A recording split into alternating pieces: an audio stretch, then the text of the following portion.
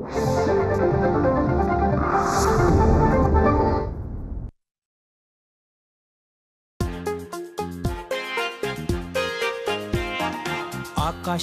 जमले तारे,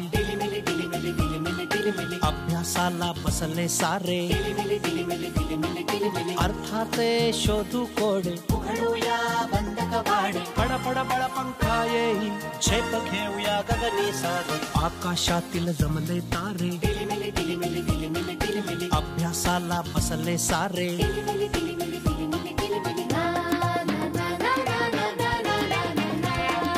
भाषेची संगत न्यारी, गणिताची गंमत प्यारी, काढूया परिसर वारी, शास्त्राची सोबत भारी, उमलून येतील सुमनांचे, सांग थोरले अंकुर सारे. आकाशातील जमले तारे, अभ्यासाला बसले सारे, मधमाशांचे हुडकित वाडे, इंद्रधनुचे शोधित कोडे, अर्थाचे शोधू कोडे, उघडूया बंद कवाडे, पडपड बळपंखा येई, झेप घेऊया गगनी सारे. आकाशातील जमले तारे, अभ्यासाला बसले सारे.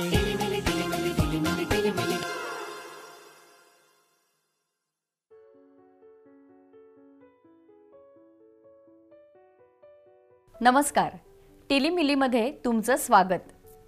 आमचे टिलीमिली एखादा उपक्रम करण्यासाठी किती उत्साही असतात हे तर तुम्हाला माहितीच आहे. आज सुद्धा ते काहीतरी भन्नाट उपक्रम करणार आहेत. हा उपक्रम कोणता आणि त्यातून ते विज्ञानाचा कोणता पाठ समजून घेत आहेत, चला बघूया. तर मित्रांनो, मागच्या वर्षी आपण गती आणि बल यांचे प्रकार बघितले होते, आठवतंय ना? हो. मग सांग बरं, गतीचे कुठले कुठले प्रकार बघितले? रेषीय गती, वर्तुळाकार गती आणि आंदोलित गती. बर. आणि तू सांग, बलांचे कुठले कुठले प्रकार आपण बघितले? स्नायू बल, यांत्रिक बल आणि गुरुत्वीय बल. बरोबर. तर आज आपण अंतर आणि विस्थापन म्हणजे काय हे बघणार आहोत. ठीक आहे. तर त्यासाठी मी तुम्हाला एक कागद देणार आहे आणि त्यावरती काही रेषा आहेत. तर त्या रेषांचं अंतर तुम्हाला मोजून तिथे लिहायचंय. आलं लक्षात? हो.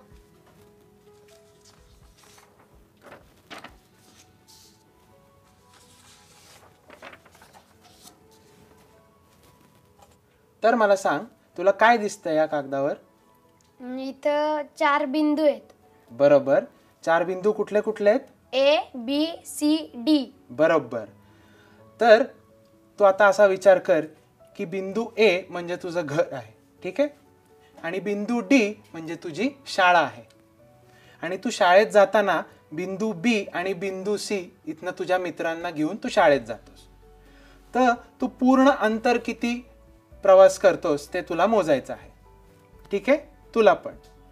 मग आता मोजा बरं.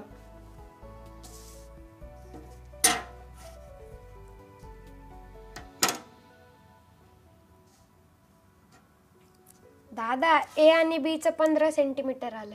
बर. जे आलं ते इथे लिही.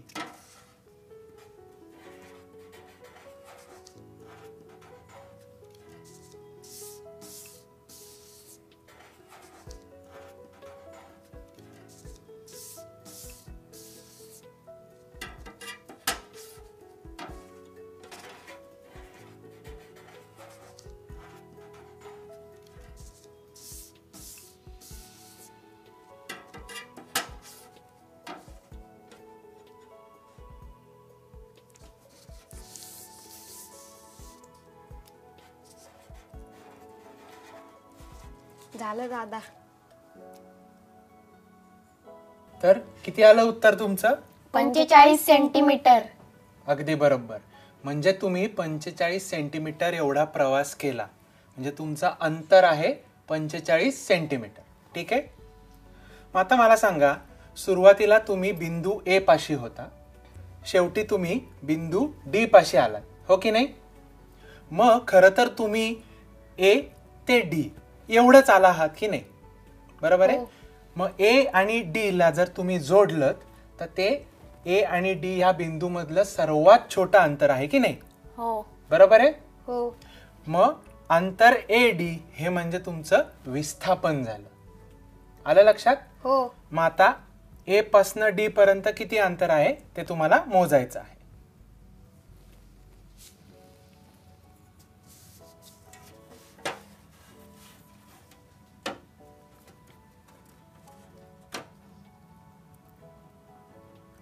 तीस सेंटीमीटर.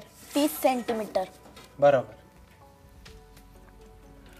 मग आता मला सांगा, तुमच्या अंतरामध्ये आणि विस्थापनामध्ये काही फरक आहे का? हो. हो, अंतर होतं 45 सेंटीमीटर आणि विस्थापन 30 सेंटीमीटर. बरोबर. तर एखादी गतिमान वस्तू ज्या ज्या दिशेला जाते त्या प्रत्यक्ष दिशेला जाणारी त्याची जी लांबी आहे की नाही पूर्ण, त्याला आपण अंतर असं म्हणतो. ठीक आहे.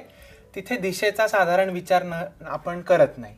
म्हणजे समजा तुम्ही तुमच्या घरापासून शाळेकडे जाताय तर रस्ता असा सरळ असतो का? नाही. तो फिरून फिरून जातो की नाही. मग ते फिरून फिरून गेलेला तुम्ही पूर्ण जी लांबी आहे की नाही त्याला आपण अंतर असे म्हणतो. ठीक आहे. हो. पण आता असं समजा की तुमची शाळा ही 5 किलोमीटर पूर्वेकडे आहे, पण रस्त्याचं अंतर मात्र 10 किलोमीटर आहे, कारण तो रस्ता फिरून फिरून जातो की नाही. म्हणजे तुमचं अंतर झालं 10 किलोमीटर, पण तुमचं विस्थापन हे 5 किलोमीटर पूर्वेकडे असं झालं. कारण विस्थापनाला दिशा ही महत्वाची असते. लक्षात आलं? हो. आणि जेव्हा तुम्ही परत शाळा सुटल्यावर घरी जाता तेव्हा परत तुमचं अंतर हे 10 किलोमीटर, मात्र विस्थापन हे 5 किलोमीटर पश्चिमेकडे. लक्षात आलं तुम्हाला? हो. मग आता मला सांगा, तुम्ही आधी सदिश आणि अदिश राशी शिकला होता? हो. मग अंतर आणि विस्थापन यामधलं सदिश कुठलं आणि अदिश कुठलं? अंतर म्हणजे अदिश. अगदी बरोबर. ज्याला दिशेची गरज नाही अशी अदिश राशी. आणि विस्थापन म्हणजे सदिश. अगदी बरोबर. लक्षात आलंय तुम्हाला? हो.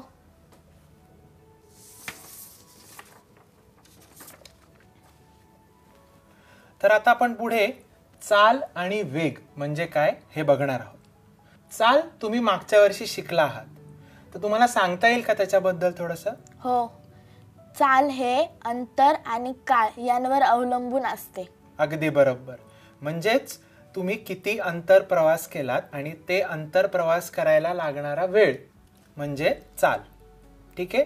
आता समजा मगाचंच उदाहरण घेऊया.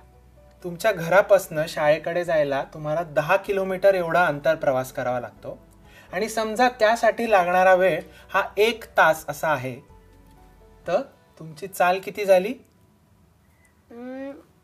10 किलोमीटर प्रति तास. अगदी बरोबर. लक्षात आलं? हो. आता वेग म्हणजे काय बघूया, म्हणजे दोन्हीतला फरक आपल्याला कळेल. तर मगाशी आपण बघितलं की तुमच्या घरापासून शाळेला जायला तुमचं जे विस्थापन आहे ते 5 किलोमीटर आहे. तर आता वेग म्हणजे विस्थापन भागिले विस्थापनाला लागणारा वेळ. मग विस्थापन किती होतं? 30 सेंटीमीटर. 5 किलोमीटर. अगदी बरोबर. मग वेग किती झाला तुला सांगता येईल? वेग झाला 5 किलोमीटर प्रति तास. कारण तुम्हाला अंतर आणि विस्थापन हे कापायला जे लागणारा वेळ होता तो सारखाच होता की नाही? बरोबर आहे. आपण एक गोष्ट विसरलो बरं का. विस्थापन नुसतं 5 किलोमीटर नव्हतं, तर ते विस्थापन हे 5 किलोमीटर पूर्वेकडे होतं. बरोबर आहे की नाही? हो. म्हणजेच वेगाला सुद्धा आपल्याला काहीतरी दिशा दिली पाहिजे. म्हणजेच वेग किती झाला आता सांग तू? 5 किलोमीटर प्रति तास पूर्वेकडे. अगदी बरोबर. आणि तेच तुम्ही शाळेतनं सुटल्यावर घरी जाताना वेग किती होईल? मी सांगू दादा? सांग. 5 किलोमीटर प्रति तास पश्चिमेकडे. अगदी बरोबर. मगाशी तुम्ही एका कागदावरती अंतर आणि विस्थापन मोजलं होतं की नाही? हो. आता तुम्हाला त्याचप्रमाणे चाल आणि वेग सुद्धा मोजायचा आहे. ठीक आहे.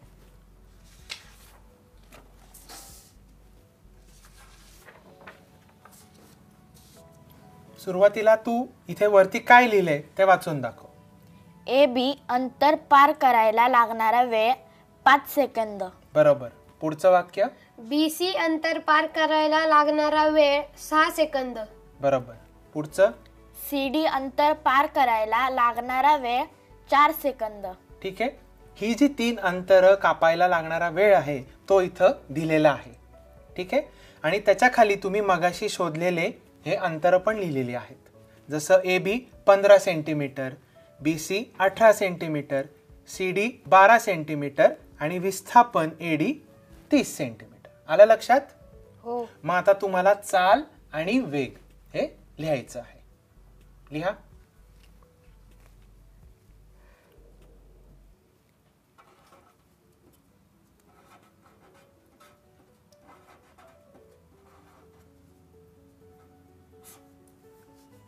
मगाशी मी सांगितल्याप्रमाणे चालाचं सूत्र आठवा. चाल म्हणजे अंतर भागिले अंतर कापायला लागणारा वेळ. मग तुमचं संपूर्ण अंतर हे किती आहे? 45 सेंटीमीटर. बरोबर. आणि ते 45 सेंटीमीटर अंतर कापायला लागणारा वेळ किती आहे?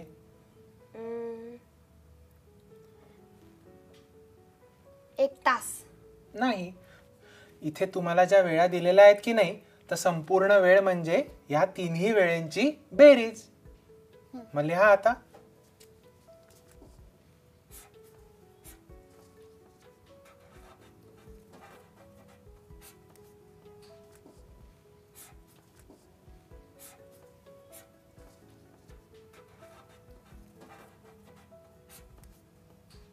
असंच ना दादा? वेळेला तू काय लिहिलंयस ते पुन्हा एकदा बघ. 15 सेंटीमीटर. मग तिथे काय हवंय? सेकंद. अगदी बरोबर. झालं. उत्तर लिही पुढे. झालं दादा.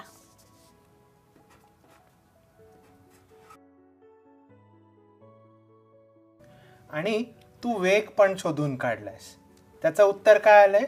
2 आणि त्याचं एकक काय येईल? सेंटीमीटर प्रति सेकंद. बरोबर. मग ह्याच्यावरनं तुम्हाला असं लक्षात आलं असेल की तुमची चाल आणि तुमचा वेग हे दोन्ही वेगळं वेगळं आहे. हो की नाही? हो. आता चाल म्हणजे 3 सेंटीमीटर प्रति सेकंद. याचा अर्थ तुम्ही प्रत्येक सेकंदाला 3 सेंटीमीटर पुढे जाताय. आणि वेग 2 सेंटीमीटर प्रति सेकंद म्हणजे तुम्हाला ज्या शेवटच्या ठिकाणी जायचंय त्या दिशेला तुम्ही 2 सेंटीमीटर एका सेकंदाला जाताय. आलं लक्षात? हो.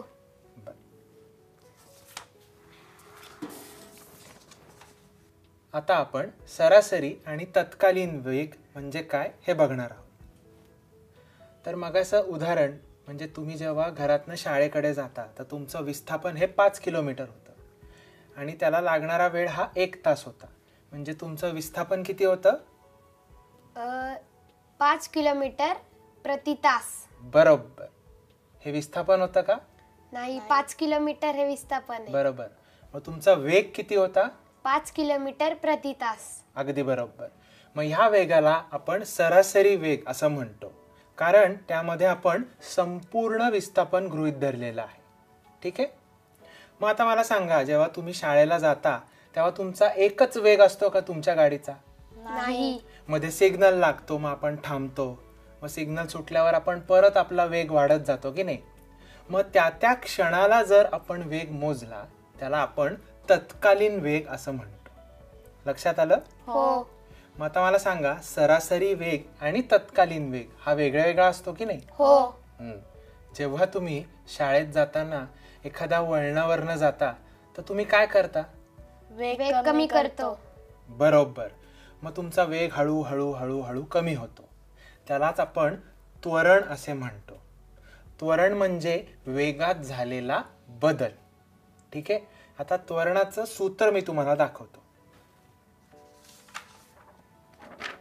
वाच. त्वरण बरोबर वेगातील बदल भागिले बदलास लागलेला कालावधी. अगदी बरोबर.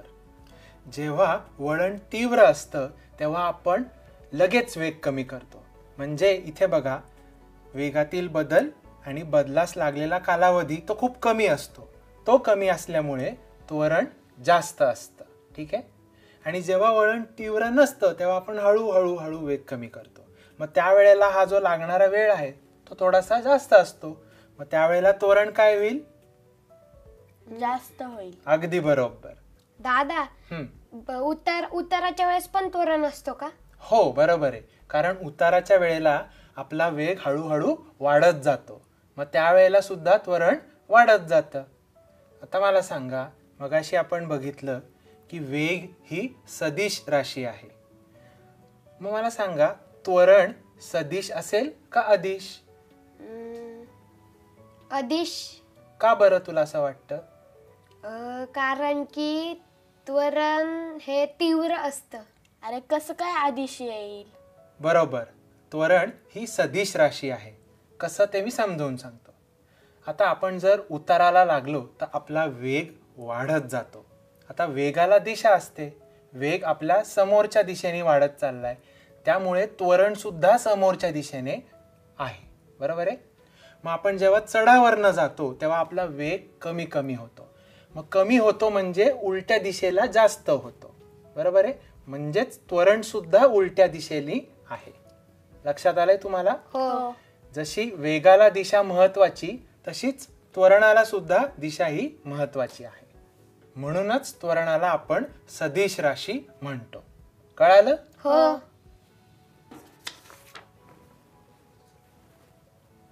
आता मला सांगा, कुठल्याही वस्तूचा वेग बदलण्यासाठी आपल्याला काय करावं लागतं?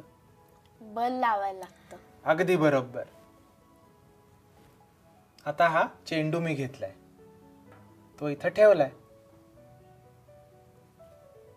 तो आता स्थिर आहे की नाही? हो. मग आपण आता बाहेर गेलो, फिरून आलो, दुसरीकडे जाऊन आलो, दुसऱ्या दिवशी आपण इथे परत आलो, तर हा चेंडू इथनं हललेला असेल का? नाही. का बरं? कारण की तो निर्जीव आहे. त्याला बल पण नाही लावलेलं आणि आपण. हे उत्तर बरोबर आहे. कारण त्याला आपण कुठलं बलच दिलेलं नाहीये. आता मी या चेंडूला बल लावतो.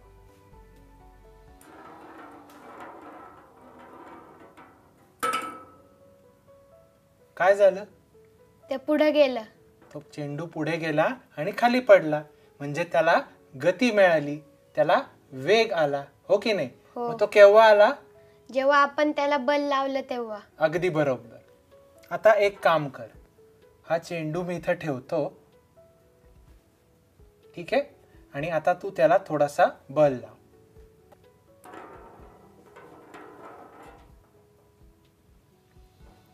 काय झालं इथे? दादा तू जेव्हा हात लावला ना तिथे तेव्हा तो थांबला. म्हणजेच मी त्याला बल लावलं, त्याच्यामुळे त्याची गती थांबली. जेव्हा आपल्याला कुठलीही गतीमध्ये असलेली वस्तू थांबवायची असेल तेव्हा त्याला बल लावावा लागतो, तेव्हाच ती गोष्ट थांबते. आलं लक्षात? हो. तर मुलांनो, हाच आहे न्यूटनचा गतिविषयक पहिला नियम. सोपा आहे की नाही समजायला? हो. म्हणजेच जी वस्तू ज्या अवस्थेत आहे त्याच अवस्थेत राहते. जर ती स्थिर असेल तर ती स्थिरच राहते, आणि जर त्याला गती असेल तर ती त्याच अवस्थेत राहते. जोपर्यंत आपण त्याला बल देत नाही तोपर्यंत त्याची अवस्था बदलत नाही. थोडक्यात म्हणजे काय, तर सगळ्या वस्तू ह्या आळशी असतात. हो की नाही? लक्षात आलंय तुमच्या? हो. तर आता आपण पुढे कार्य म्हणजे काय ते बघणार आहोत. ठीक आहे?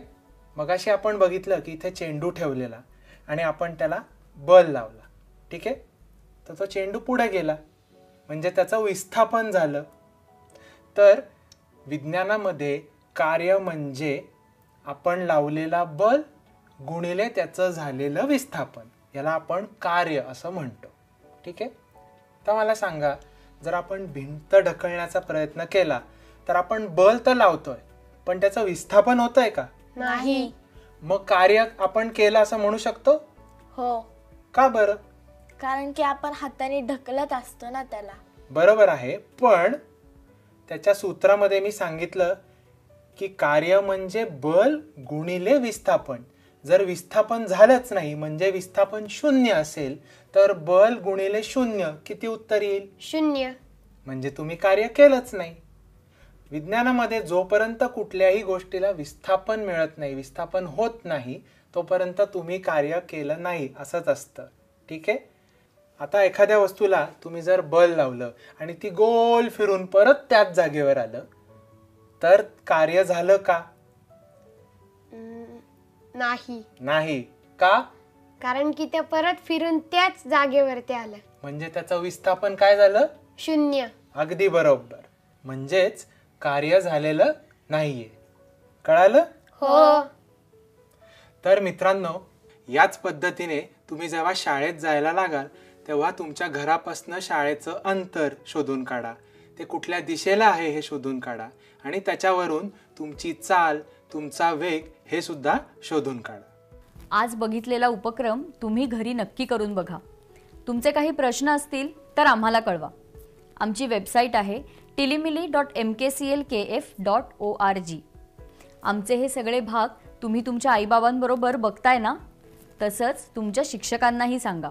तुमच्या वाडीतल्या, वस्तीतल्या, कॉलनीतल्या मित्रमैत्रिणींना सांगा. ज्यांच्याकडे TV नाही आहे त्यांना पाहण्यासाठी तुम्ही मदत करा. आमच्या ह्या उपक्रमांखेरीज आणखी अनेक पूरक उपक्रम वेबसाईटवर उपलब्ध आहेत. ते सुद्धा नक्की बघा. हे उपक्रम करत असताना तुम्हाला जर काही नवीन उपक्रम सुचला तर तो आम्हाला नक्की कळवा. आमच्या पुढच्या भागांमध्ये तो समाविष्ट करण्याचा आम्ही नक्की प्रयत्न करू. आनंददायी शिक्षणासाठी बघत रहा टिलीमिली.